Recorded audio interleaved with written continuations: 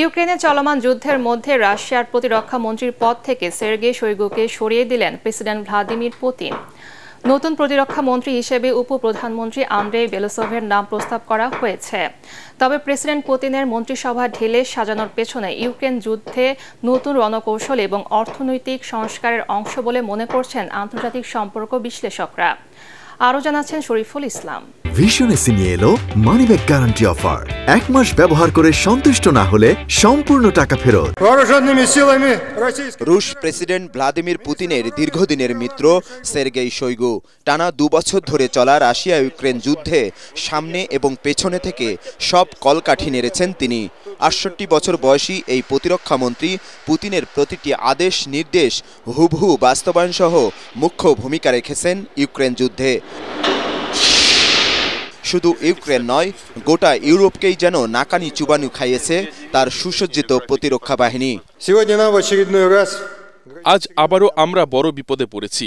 ইউক্রেনকে ব্যবহার করে পশ্চিমারা রাশিয়াকে টুকরো টুকরো করে তার স্বাধীনতা থেকে বঞ্চিত করতে চায়।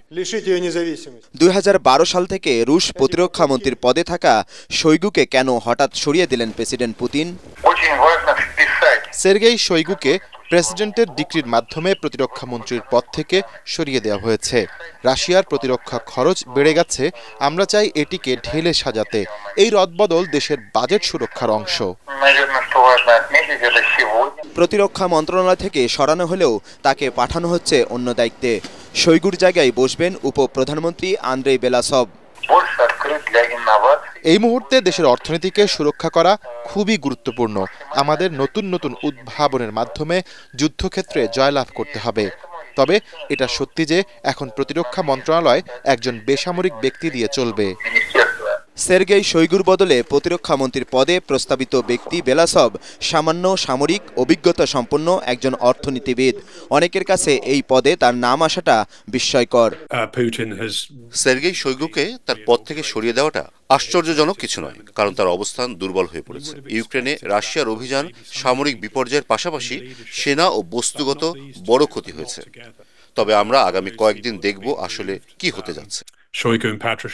পেশায় সিভিল ইঞ্জিনিয়ার সের্গেই শোইগু 1990-এর দশকে জরুরি ও দুর্যোগ ত্রাণ মন্ত্রণালয়ের প্রধান হিসেবে খ্যাতি অর্জন করেন।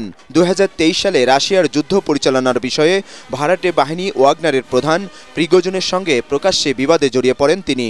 তবে শেষ পর্যন্ত তার ভাগ্যও কি ঘটে তা এখন দেখার অপেক্ষায় বিশ্ব। শরীফুল ইসলাম, এটিএন বাংলা।